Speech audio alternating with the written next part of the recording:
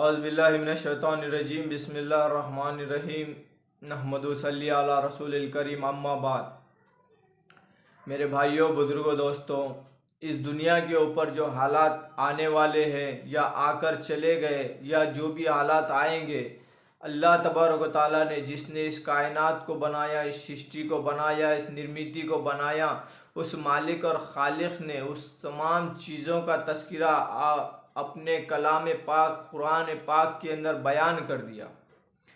जब से अल्लाह तबारक व तआला ने इस दुनिया को बनाया, बल्कि इस दुनिया को बनाने से पहले भी हालात कुरान में बयान है। हज़रत आदम अलैहिस्सलाम का तज़किरा जन्नत के अंदर वाला, स्वर्ग के अंदर का, जो हमारे प्रथम पिताजी थे आदम अलैहिस्सलाम, उनका सारा तज़किरा अल्लाह तबारक व तआला ने कुरान में जन्नत का वाक़या बयान किया है।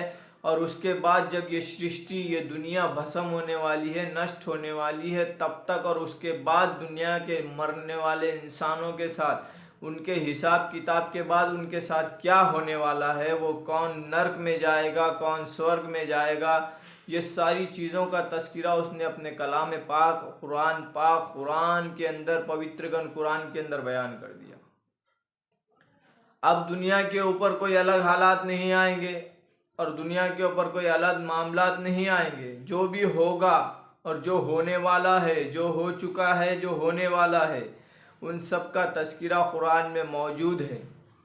अब हमें उस कलाम पाक को मजबूती से पकड़ते हुए, आप सल्लल्लाहु अलैहि वसल्लम की सीरत की तालीमात को हासिल करते हुए, उसी रास्ते के मुताबिक चलते हुए हमें फ़ैसले लेने की ज़रूरत है।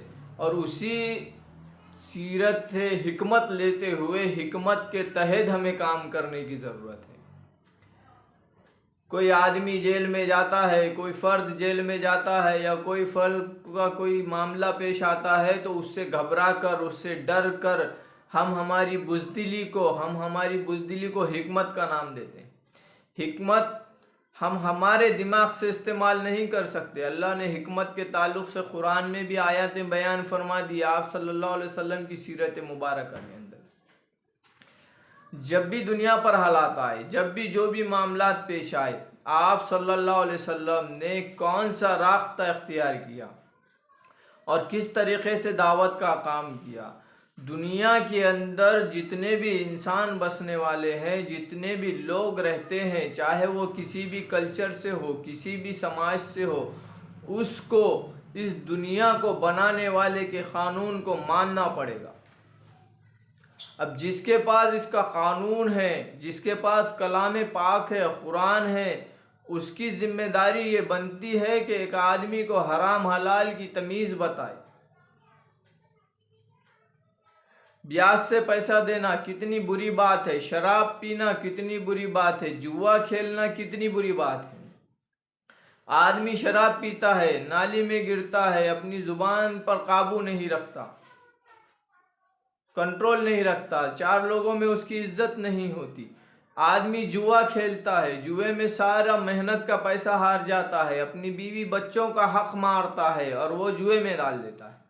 उससे किसी की सामने उसकी इज्जत नहीं रहती। ब्याज से पैसा देना ये बहुत बुरी बात है। ब्याज से पैसा देने से गरीब गरीब होता जा रहा है, अमीर अमीर होता जा रहा है। अगर हम लोग फाइनेंस के नाम पर ब्याज को चलाएंगे, ब्याज से पैसा देंगे, चाहे किसी भी समाज का आदमी हो, अगर ब्याज से पैसा लेता है, वो इंटरेस्ट भरता है, जितनी रकम ली गई है वो उतनी की उतनी रहती है, और वो पैसा भर भर के अगर उसने 10,000 लिए हैं तो उसके 20,000 भरता है, फिर बाद में मुद्दल 10,000, 30,000 रुपये कोई गरीब आदमी अंदर हो जाता है।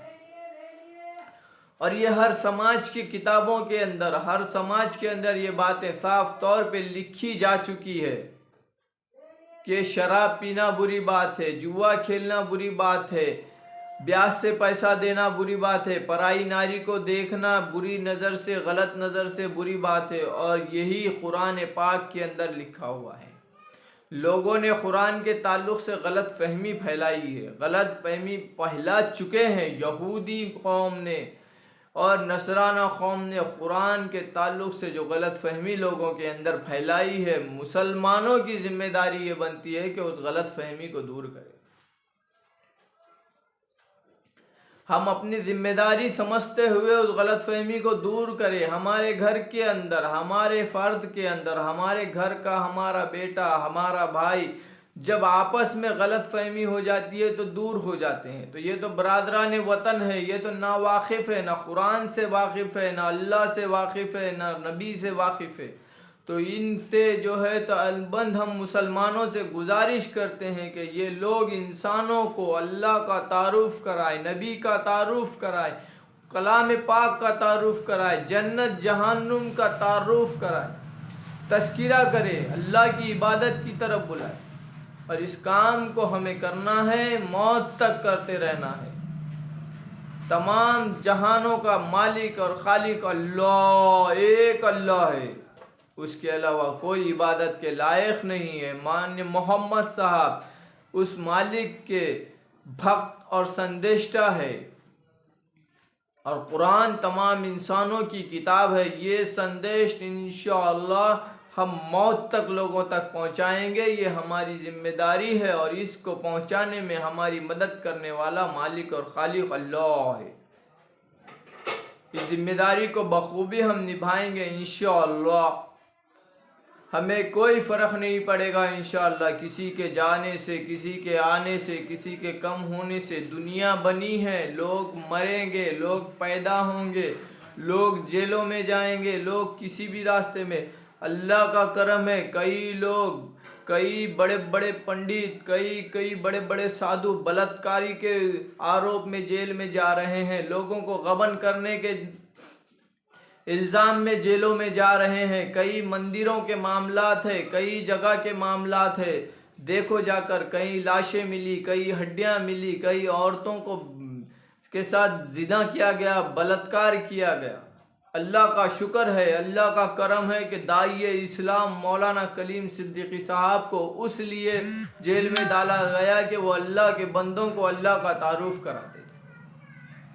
यह हमारे फ़ख्र की बात है, ये हमारे लिए एक एजाज़ है कि लोग ये कहेंगे कि ये बंदा लोगों को अल्लाह का तारुफ़ कराता था, इस्लाम का तारुफ़ कराता था। और हमारी जो ज़िम्मेदारी है, हमें पहुंचाना है। अल्लाह ने फरमाया जो कुरान की आयतों को लोगों से छुपाए वो जालिम है। जालिम हमें कहा गया है। हमारा काम है कि हम ज़िम्मेदारी के साथ कुरान के एक एक हरूफ को, एक एक आयत को लोगों तक पहुंचाएं। और इंशाअल्लाह इस ज़िम्मेदारी को निभाते रहेंगे, मौत तक निभाएंगे। अल्लाह हमारी हिफाजत फरमाए, हमें इस्तिकामत नसीब फरमाए। अल्लाह तबारक व तआला हमें इखलास नसीब फरमाए। अस्सलामु अलैकुम व रहमतुल्लाहि व बरकातुहू।